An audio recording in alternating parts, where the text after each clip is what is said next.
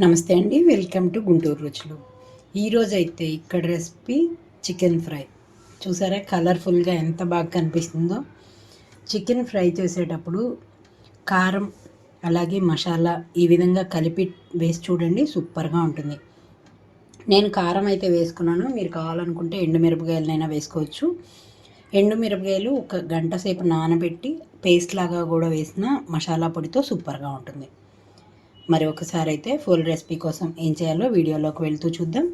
మరి టేస్ట్ అయితే super. White rice కాంబినేషన్తో chapati, phulka, biryani, pulao, mixed vegetable rice ఏదైనా సరే వాటిల్లోకి సూపర్గా ఉంటుంది. మరి ఇంకెందుకు ఆలస్యం, గుమగుమలాడే చికెన్ ఫ్రైని అయితే ఒకసారి ట్రై చేసి చూద్దామా. ఈరోజు అయితే ఇక్కడ చేసే రెసిపీ చికెన్ ఫ్రై. దీనికోసం ఇక్కడ 1/2 kg చికెన్ అయితే తీసుకున్నాను. మరి ఇందులోకి పెద్ద ఉల్లిపాయలు అయితే 2, పచ్చిమిరపకాయలు ఘాటుగా ఉన్నాయండి 2 తీసుకున్నాను. ఇలా నిలువుగా కట్ చేసి పెట్టుకున్నాను. ఇందులోకి ఇప్పుడు మసాలా పొడి కోసం అయితే అల్లం, వెల్లుల్లి, జీలకర్ర, ధనియాలు, లవంగాలు, యాలుక్కాయ, దాల్చిన చెక్క, స్టార్ ఫ్లవర్ తీసుకున్నాను. కారం కూడా 2 స్పూన్లు తీసుకున్నాను. ఇవి 4 కలిపి గ్రైండ్ చేసుకుంటున్నాను. ఇప్పుడు కారం కూడా మిక్సీలోనే వేసేసుకుంటున్నాను. ఇప్పుడు జీలకర్ర, ధనియాల పొడి, యాలక్కాయ, లవంగాలు, స్టార్ ఫ్లవరు, దాల్చిన చెక్క వీటన్నిటిని అయితే గ్రైండ్ చేస్తున్నాను.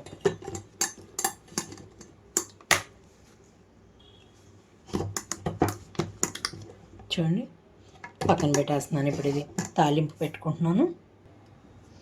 ఇక్కడైతే స్టవ్ ఆన్ చేసి పాన్ పెట్టుకున్నాను. ఇందులోకి ఆయిల్ తీసుకుంటున్నాను. నేనైతే ఇక్కడ 1/2 kg చికెన్ ఉంది కాబట్టి ఆయిల్ కొంచెం పడుతుందండి. 1/2 కప్ వరకు అయితే ఆయిల్ తీసుకుంటున్నాను. చికెన్ ఫ్రైకి అయితే ఆయిల్ ఖచ్చితంగా పడుతుంది. ఆయిల్ ఉంటేనే టేస్ట్ కూడా. ఆయిల్ అంతా హీట్ అయిన తర్వాత కొంచెంగా జీలకర్ర వేసేసుకుంటున్నాను.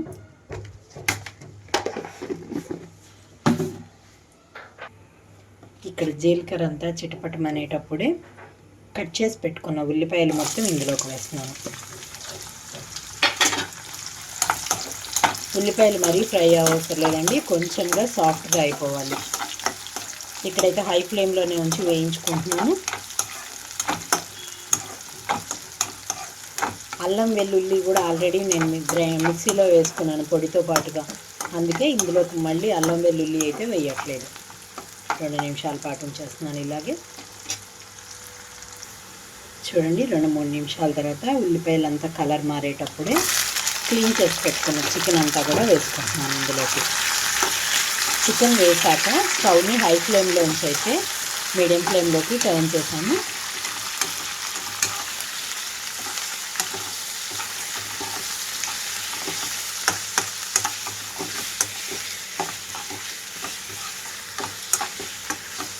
చికెన్లోంచి నీరంతా బయటకు వచ్చేలాగా కలుపుకొని ఒకసారి మూత పెట్టేస్తున్నాను. ఇలా ముందుగా వేయించడం వల్ల నీసు వాసన కూడా రాకుండా ఉంటుంది.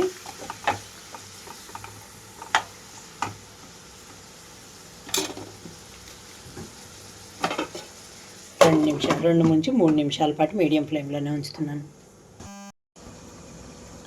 మూత తీస్తున్నాను. ఇక్కడ చూడండి, ముక్క నుంచి నీరు కూడా బయటకు వచ్చేసింది చికెన్లోంచి. ఇప్పుడు ఇందులోకి పసుపు, ఉప్పు మొత్తం వేసేసుకుంటున్నాను. కారం ఆల్రెడీ గ్రైండ్ చేసిన దాంట్లో వేసేసాను. ఇంకా కారం వేయకుండా పసుపు, ఉప్పు మాత్రమే వేస్తున్నాను. రుచికి తగినట్లుగా సాల్ట్, అలాగే పసుపు కూడా.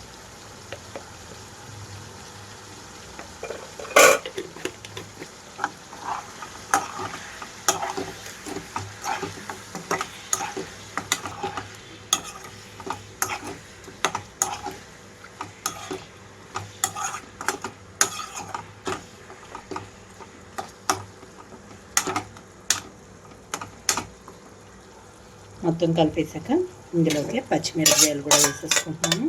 అలాగే కరివేపాకు రెమ్మలు కూడా. పచ్చిమిరపకాయలు ఇలా మిడిల్లో వేయటం వలన కొంచెం కారం అయితే తెలుస్తుంది మనకి ఫ్రై. మూత పెట్టేసి లో ఫ్లేమ్లో అయితే 15 నుంచి 20 నిమిషాలు పడుతుంది ముక్క ఎంత ఫ్రై అవ్వడానికి. మీడియం ఫ్లేమ్లో అయితే 10 నిమిషాలు పడుతుంది. మీడియం ఫ్లేమ్లోనే ఉంచి మూత పెట్టేస్తాను.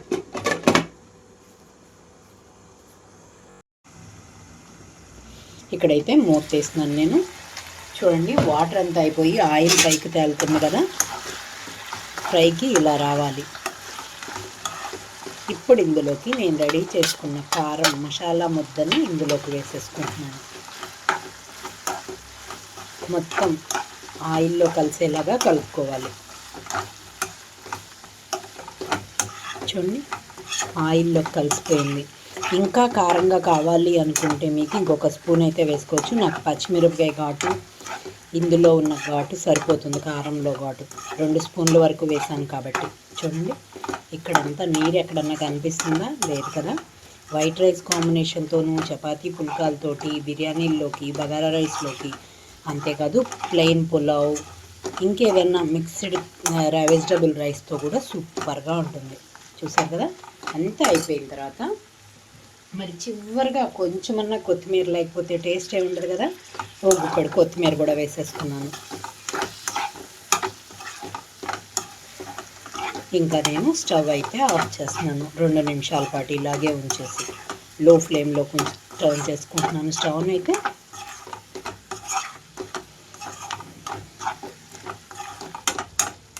ఇంకా నేను స్టవ్ అయితే ఆఫ్ చేస్తున్నాను.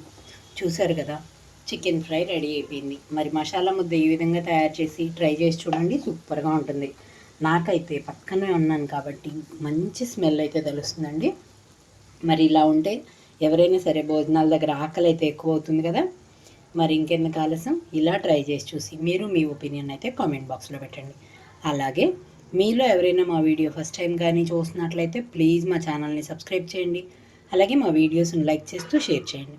పక్కనే ఉన్న bell icon all option click చేస్తే మేము ఇచ్చే వీడియోలన్నీ మీకు నోటిఫికేషన్స్ వస్తాయి. Please encourage me and thank you for watching. Thank you.